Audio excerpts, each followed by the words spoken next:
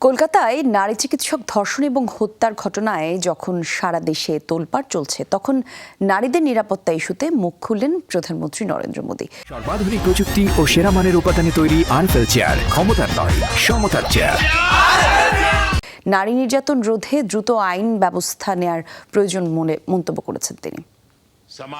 দেশে নারীদের নিরাপত্তার জন্য অনেক কঠোর আইন রয়েছে, তবে নারী নির্যাতন ঠেকাতে সেগুলোকে আরো সক্রিয় করা প্রয়োজন।